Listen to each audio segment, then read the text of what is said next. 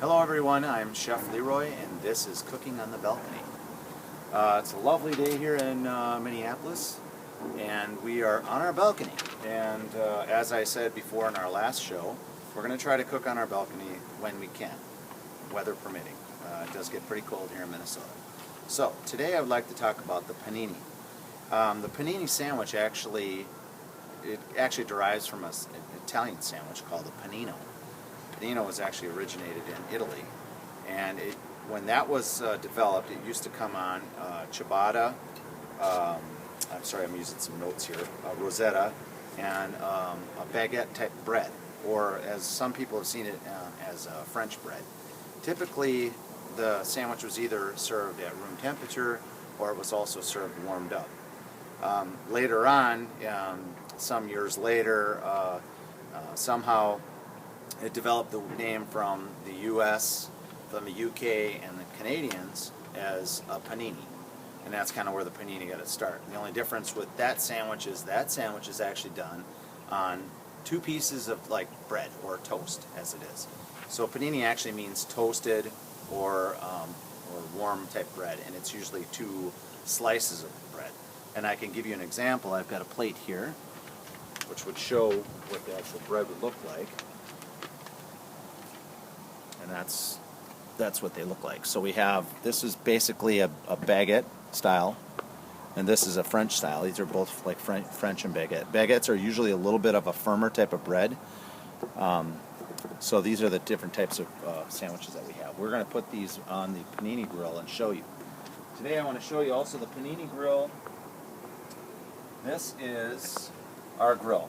Now again, I mentioned yesterday in my video that I was not going to specifically endorse one type of brand of equipment versus another type of brand. This is a Breville. I like the quality of this particular panini grill.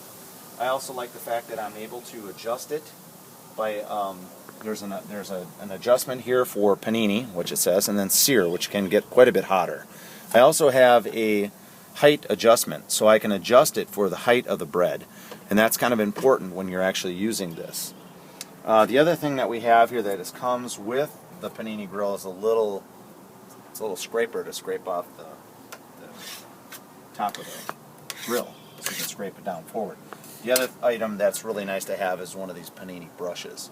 This is actually good up to 600 degrees, so you can just brush it right off with a brush. Okay. Now typically what I've been doing when I do any paninis out here, I haven't really been using any kind of oil on my bread. Now these breads are big, right? So these are kind of heavy breads that we're going to use. One is actually fatter than the other one. So what I'll do is I'll put the bigger one toward the bottom and the littler one toward the top. I'll do it this way. Actually, I'll switch it. We're going to go like this. We're going to adjust our grill all the way up to high. So when it sits on the bread, you can actually see it squish down. Probably come in just a little bit more like that. Now, this actual panini grill does not have a timer on it, so it's really important to have a timer. And one thing I always do when I work in the kitchen is I always keep notes. I'll write down my actual time and how long it took to actually cook these sandwiches. I don't know how long that's going to take, not to mention we're actually outside and it's only about 46 degrees outside. So that's a panini. Again, in the U.S., a panini comprises, usually you'll see most paninis, you see them on regular bread. And it'll have a variety of different ingredients inside. I've seen them with basil, chicken, mozzarella, like a caprese type sandwich, and I've also seen it other different kinds of ways.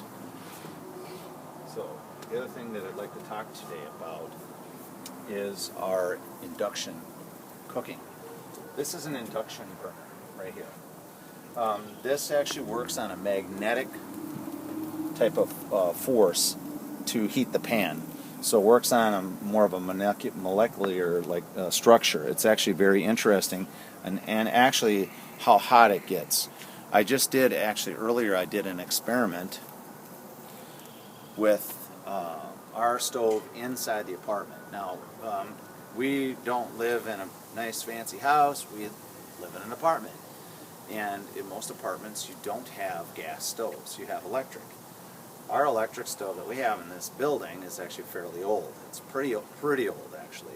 Now, what I did an experiment already. I had 1 quart of water, cold water, in this pot on our electric stove. I put it on the stove. I turned it all the way up to high. It took 5 minutes to get to a boil, okay? And it's still, actually the top of the burner is still too hot to even put our hands on it still. It's still extremely hot. So it took at least probably more than 20 minutes for the burner to kind of start to cool down. That's a lot different with these type of stoves. Let's check our panini, see how they look. Oh my goodness, that looks so good. Now again, we are really in the experimental mode on using a panini grill. So what I would probably do, because it's grilling and you can see that it's getting nice and warmed up inside, what I would probably do is I'd actually probably turn up the temperature a little bit on this. So that's what's nice about having this dial like this. And the other thing about it too is we're not really using a timer, we're kind of guessing. So at this point I have to, because of power situation, I'm going to turn off our panini and I'm going to show you how the induction works. Okay? This is just awesome technology. So we turn it on. Now this one actually has a adjustment to adjust your wattage. So I'm going to just kick it all the way up to 800. Okay? And let's check our temp. I'm going to kick it. That's at 212. So I'm going to leave it at 212. I don't know exactly how high the thermostat gets for our stove on the inside of the kitchen, but 212 is boiling. So we're going to see how quick it takes to get up to a boil. I'm sure it's going to be very quick. It works extremely fast. It just basically, the coils, it's copper coils inside, and it heats up that pan. Now the trick to this though is that you have to have a pan that is magnetic. If a magnet does not stick to the bottom of your pan, it will not work on these type of stoves. I've seen these stoves sell for various prices. I've seen them run anywhere from $50 all the way up to $700-800, and then they have literally cook stove tops that you can get for your house and have them installed. This is a portable unit. This is actually more of a professional unit, but you can get really nice small ones. I actually saw one recently at a store in town, and it was a nice flat one, and very, very lightweight. And I had talked to the store people there, and they've used it several times, and they really think it's a really good brand. It's a Fagor, I guess that's the name of it. So let's check our paninis again. I know I have it off, but it's really nice and toasted on top. You can just feel it. You can see how crunchy it is. See, the bread crunches just like that. It's beautiful. Now this is 2 different sandwiches from 2 different places. I won't exactly tell you where I got them from, but I didn't make them myself. I actually bought them at a couple different locations. So I just wanted to try it, see how it worked with a couple different kinds of breads. So we're still coming up on this. It's still getting close to, as you can see, it's starting to already heat up. And again, temperature outside is cool, so it might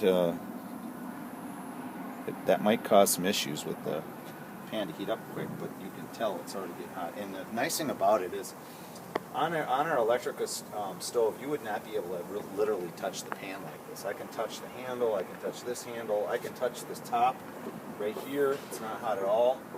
I can actually lift this pan up and touch here with my hand.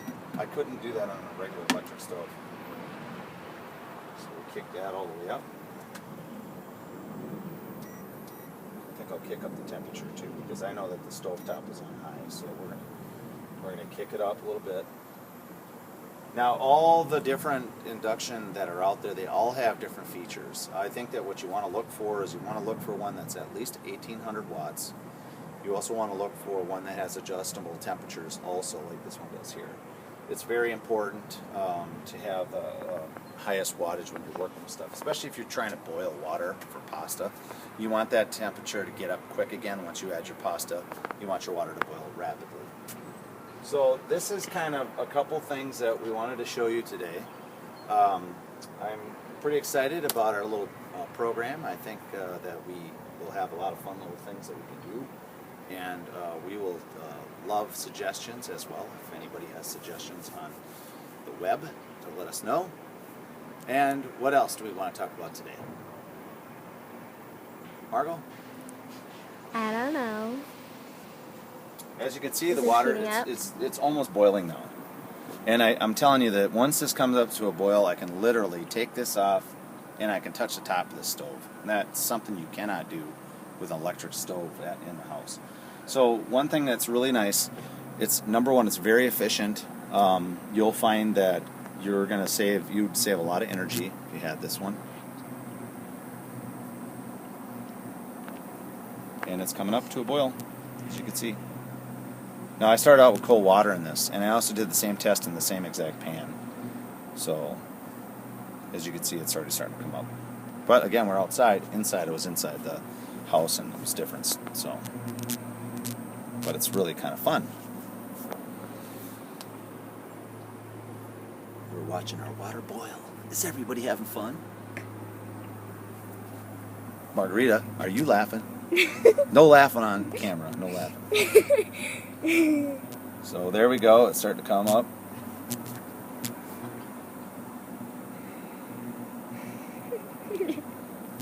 She's smiling. She's so funny.